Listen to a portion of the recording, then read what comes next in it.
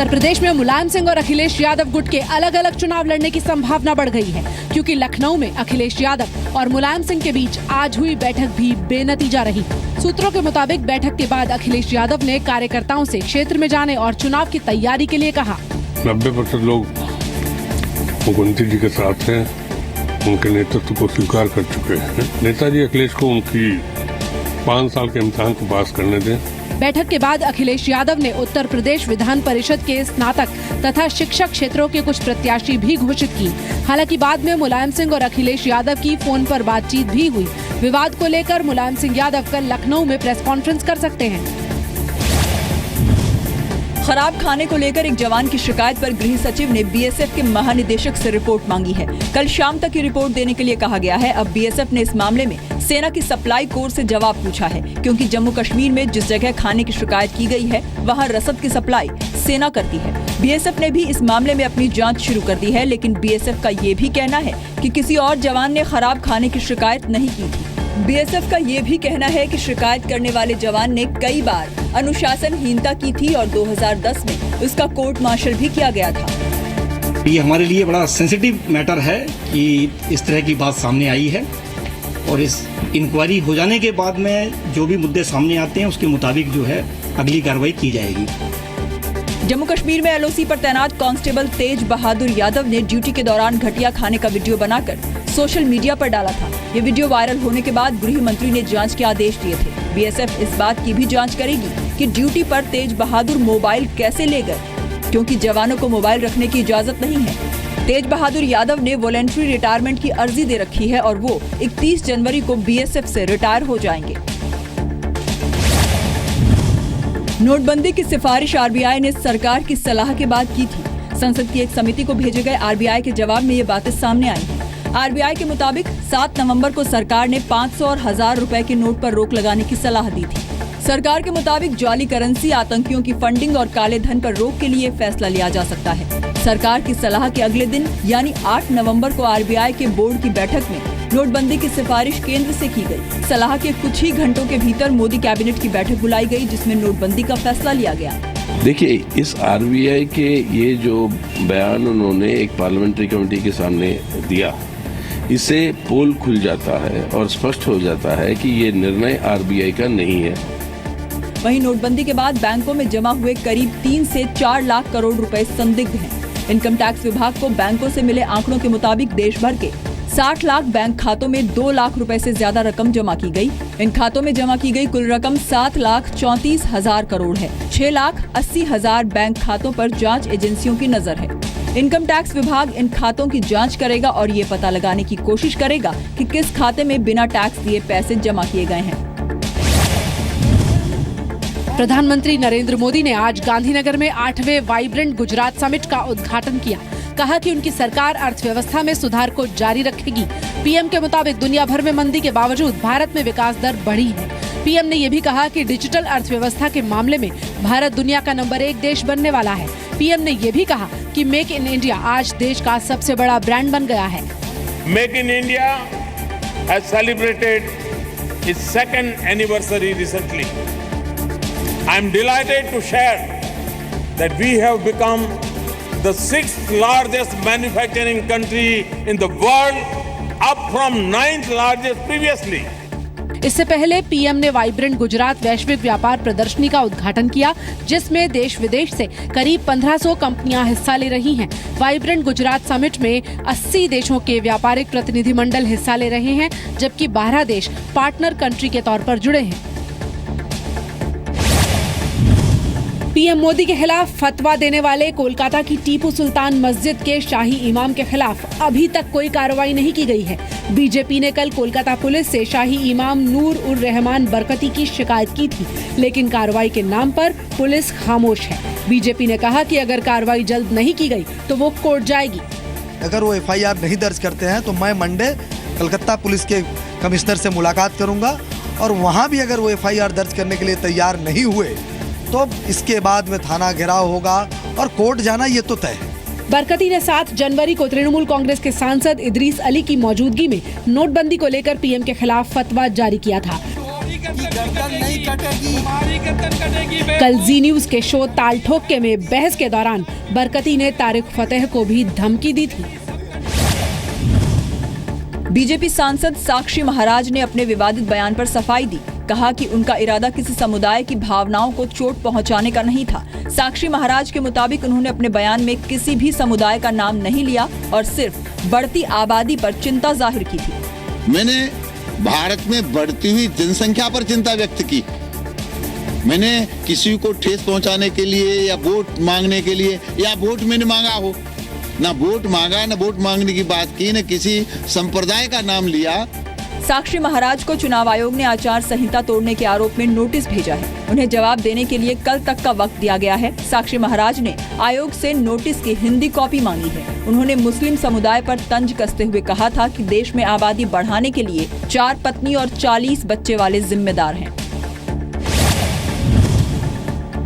पूर्वी दिल्ली नगर निगम में सफाई कर्मचारियों की हड़ताल पर हाईकोर्ट ने सख्ती दिखाई है। दिल्ली सरकार और ईडीएमसी को नोटिस भेजकर जल्द से जल्द बकाया वेतन देने को कहा गया है। इसके साथ ही 2 हफ्ते के अंदर जवाब भी मांगा है। कोर्ट ने ईडीएमसी से कल से सफाई शुरू करने को कहा है। बकाया वेतन की मांग को लेकर 5 दिन से हड़ताल है, जिसकी वजह से पूर्वी दिल्ली में जगह जगह कूड़े के ढेर लग चुके हैं। आज से नॉर्थ दिल्ली एमसीडी की 15 यूनियन भी हड़ताल में शामिल हो गई हैं। नॉर्थ एमसीडी के डॉक्टर्स ने भी हड़ताल पर जाने की चेतावनी दी है।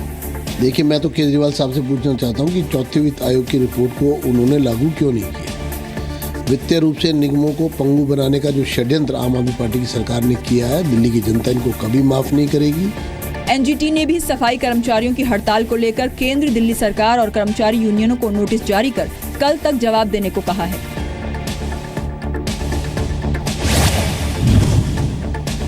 दिल्ली में आज मौसम का सबसे ठंडा दिन रिकॉर्ड किया गया। न्यूनतम तापमान 5.2 डिग्री सेल्सियस तक पहुंच गया। आने वाले कुछ दिनों में ये और भी नीचे जा सकता है।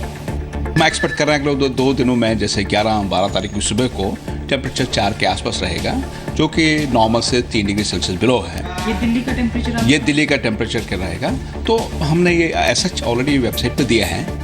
उत्तराखंड से जम्मू कश्मीर और हिमाचल तक भारी बर्फबारी हो रही है। हिमाचल प्रदेश में 500 से ज्यादा सड़कें बंद हैं। शिमला में बर्फबारी ने 26 साल का रिकॉर्ड तोड़ दिया है। जम्मू कश्मीर के करगिल में तापमान -12.4 डिग्री पहुंच चुका है। मौसम विभाग के मुताबिक 15 और 16 जनवरी को जम्मू कश्मीर और हिमाचल के कई इलाकों में भारी बर्फबारी हो सकती है। रेल टिकट बुकिंग के लिए आज नया ऐप लॉन्च किया गया, जिसका नाम IRCTC रेल कनेक्ट है। इस ऐप से 24 घंटे टिकट बुकिंग के साथ साथ अपने मौजूदा टिकट रिजर्वेशन और उसके कैंसिलेशन का स्टेटस भी देख सकते हैं। इसके जरिए यूजर्स को अपनी अगली यात्रा का अलर्ट भी मिलेगा। इस ऐप में हाल ही में बुक की गई टिकट्स की डिटेल्स भी फीड रहेंगी, जिसकी वजह से बुकिंग के वक्त बार बार एक ही डिटेल नहीं भरनी पड़ेगी। इस एंड्रॉयड ऐप में रफली 40-45% लोग इसके थ्रू रिजर्वेशन करा सकते हैं। मोबीक्विक, पेटीएम और आपके जो credit cards, debit cards, wallets, सबकी सुविधा होगी। ये तो मुझे लगता है बहुत ही लोगों को सुविधा मिलेगी और अलग अलग जो प्लेटफॉर्म्स हैं टेक्नोलॉजी के, उसको भी धीरे धीरे इंटीग्रेट किया जा रहा है। सुरेश कलमाड़ी और अभय चौटाला को आजीवन अध्यक्ष बनाने के बाद इंडियन ओलंपिक एसोसिएशन ने अपना फैसला वापस ले लिया है। नियुक्ति रद्द कर दी है। आईओए ने ये फैसला स्पोर्ट्स मिनिस्ट्री और इंटरनेशनल ओलंपिक कमेटी की संभावित कार्यवाही टालने के लिए किया है। सरकार ने आईओए के फैसले को भूल सुधार बताया है। इंडियन ओलंपिक एसोसिएशन ने अपनी गलती को सुधार लिया है, ये देखकर मुझे संतुष्टि है। पहली बात ये है। दूसरी बात, हमारा काम आईओए से या फेडरेशन से टकराना नहीं है। हमारी स्पोर्ट्स मिनिस्ट्री का काम सबको साथ लेकर चलना है। हालांकि पूर्व एथलीट ने आईओए के यू टर्न को खेलों का मजाक बताया है। आईओए प्रेसिडेंट रामचंद्रन ने तो स्पोर्ट्स का मजाक बना के रख दिया है। पहले वो जिस फेडरेशन में थे उसका उन्होंने भट्टा बिठाया, अब वो आईओए का भट्टा बिठा रहे हैं। और मजाक है कोई? आपके कलमाड़ी जी विड्रॉ करते हैं नाम, अगर उनका नाम ही नहीं होता तो वो विड्रॉ किस बात का करते हैं?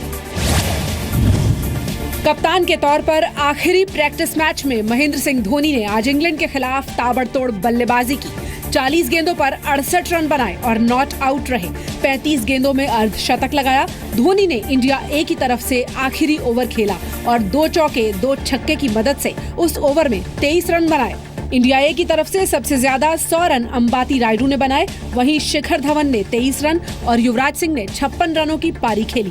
15 जनवरी से इंग्लैंड के खिलाफ 3 मैचों की वनडे सीरीज शुरू हो रही है, जिसमें बतौर खिलाड़ी धोनी कोहली की कप्तानी में खेलेंगे। धोनी का कहना है कि वो आईपीएल के लिए कप्तानी करते रहेंगे। अफगानिस्तान की राजधानी काबुल आज 2 बम धमाकों से दहल गई। दोनों धमाकों में 30 लोगों की मौत हुई है, जबकि 70 से ज्यादा लोग घायल हैं। पहला ब्लास्ट सुसाइड बॉम्बर ने किया। इस धमाके के निशाने पर मंत्रियों और सांसदों के दफ्तर थे। दूसरा ब्लास्ट कार बम के जरिए किया गया। तालिबान ने एक न्यूज एजेंसी को फोन कर हमले की जिम्मेदारी ली है। अफगानी गृह मंत्रालय के मुताबिक मारे जाने वालों की संख्या और बढ़ सकती है। मारे गए ज्यादातर लोगों में अफगानी सिक्योरिटी फोर्स के स्टाफ हैं। पंजाब विधानसभा चुनाव में आम आदमी पार्टी ने एक बड़ा दांव खेला है। पंजाब में आज दिल्ली के डिप्टी सीएम मनीष सिसोदिया ने केजरीवाल के नाम पर वोट मांगा। एक चुनावी सभा में सिसोदिया ने कहा कि वोटर्स ये समझकर वोट दें कि वो केजरीवाल को वोट दे रहे हैं। मैंने कहा आप पंजाब को यही मान के वोट करें कि अरविंद केजरीवाल को मुख्यमंत्री बनाने के लिए वोट दे रहे हैं। मैं इसलिए कहा कि जो भी वादे पूरे कर रहे हैं, अरविंद केजरीवाल ऐसे नहीं भागेंगे। पंजाब के लिए जो वादे करें वो पूरे करवाएंगे। अकाली दल ने एएपी पर आरोप लगाया है कि उन्हें पंजाबियों पर भरोसा नहीं, जबकि बीजेपी ये कह रही है कि केजरीवाल पंजाब के साथ दिल्ली वाला खेल खेलेंगे। देखिए, जो कुछ अरविंद केजरीवाल ने दिल्ली में गदर मचाया है, वही पंजाब में भी मचाने की तैयारी है। कांग्रेस ने भी केजरीवाल को फेल सीएम करार दिया है। केजरीवाल का नाम अगर लिया भी कहीं जाएगा तो अच्छे शब्दों में नहीं लिया जाएगा, एक फेल चीफ मिनिस्टर के नाम से लिया जाएगा।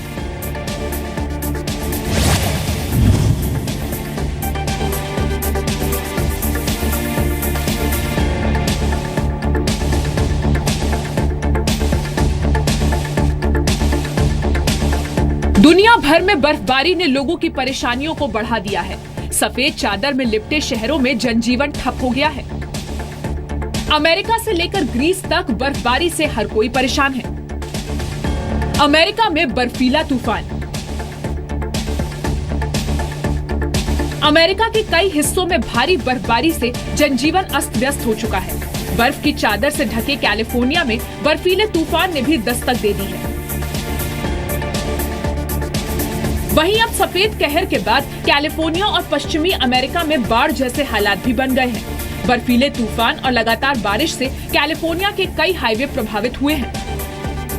ग्रीस में सफेद कहर। ग्रीस के भी ज्यादातर हिस्सों में बर्फ की मोटी परत जमी है, जिसके चलते कई इलाकों में बिजली का संकट पैदा हो गया है। वहीं आवाजाही भी खासी प्रभावित हुई है। बर्फबारी के चलते टेम्परेचर में लगातार भारी गिरावट दर्ज हो रही है, जिससे रेफ्यूजी कैंप्स में रह रहे लोगों की मुसीबत बढ़ गई है। बर्फबारी ने रोमानिया को रुला दिया। रोमानिया में भारी बर्फबारी से बेघर लोग परेशान हैं। सरकार की ओर से बेघर लोगों के लिए खाने का इंतजाम किया जा रहा है।